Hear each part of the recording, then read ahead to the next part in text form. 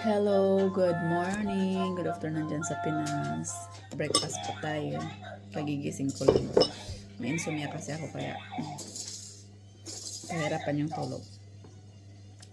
Kaya yun, mag-share lang ako about sa kidney kasi nagsilabasan ngayon yung about sa mga may kidney, may problema sa kidney, sa akin kasi, wala pa akong diabetic, wala pa akong high blood. Ang sa akin, kidney stone. May UTI pa ako, tas kidney stone. Tapos yung UTI ko, pinabayaan ko. Tapos, ang lalaki na pala ng bato ko, sa bato. Both kidneys ko, meron pong bato sa loob. Tapos yung left side ko, siya yung tinatawag na hydron process, parang yung lumaki siya.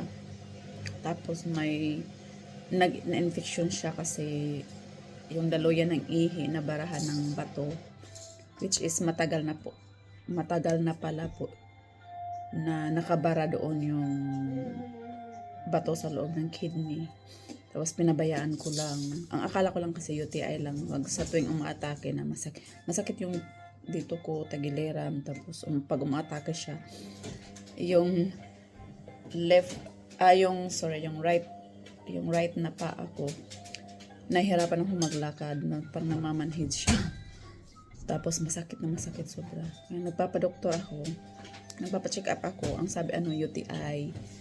Hindi naman ako nag-ultrasound, hindi ako ni-request ng ultrasound or UTI daw. Kaya take lang ako nireseta ng antibiotic, take lang ako. Kung amoxiclav lagi yung antibiotic ko, take lang ako. Nawawala naman siya. Tapos bumabalik din sa normal yung feelings ko, nawala siya. Tapos sa tuwing umatake ulit, na na naman, doktor na naman, tapos yun, UTI pa rin. Hanggang sa nag-abroad na ako, pumunta ako ng UK. Yun nung nagtrabaho ako ng sobrang sakit. Tapos lalo na sa trabaho ko kasi mahirap. Sobrang sumasakit talaga siya, sumasakit. Tapos ito naglalakad ako, lalo na pag kumakain ako ng madami. Tapos may nakakapa akong bukol dito sa right side lagi, sa left side hindi ko na sumasakit din yung left side ko, pero naman siya, parang tolerable ba yun. Tapos sa right side lagi yung napapansin ko. Tapos may nakapa akong bukol. Kaya yung sabi ko, na ako sa GP. Tapos nagpabook ako sa GP. Tapos sinabi ko na may ako nakakapang bukol.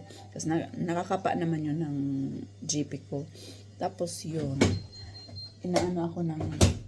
tapos masakit. Sabi ko, masakit yung ko. Tapos nirequest ako ng ultrasound, whole abdominal ultrasound. Ay yun, doon nakita na may malaki akong bato, as in malaking malaki.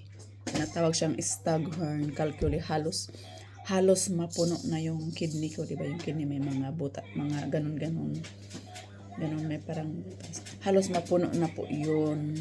Tapos lagi akong pagod, yan. Pero naman, kasi nagtatrabaho ako Pero naman yung pagod ko parang sa trabaho kasi workaholic po ako. Wala pa akong pahinga nun. Kaya tapaya lang, sobrang payat-payat ko siguro. Yun, sa trabaho siguro yun. Pero nung nagkakinisto, hindi naman ako pumapayat. Okay naman yung katawan ko.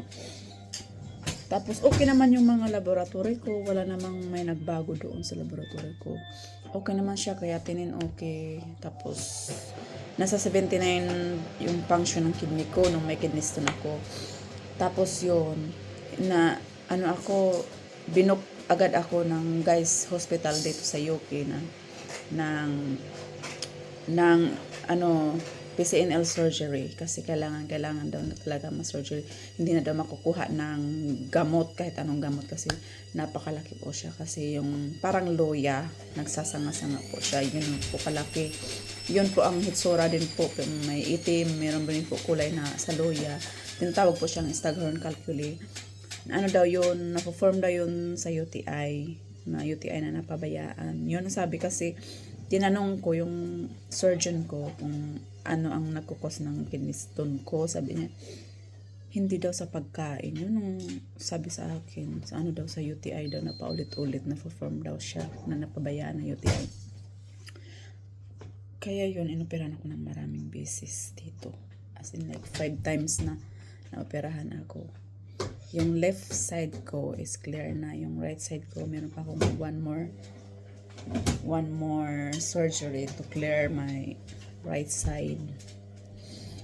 Kaya yun, kaya yung gustong magtanong dyan, mag-comment lang kayo.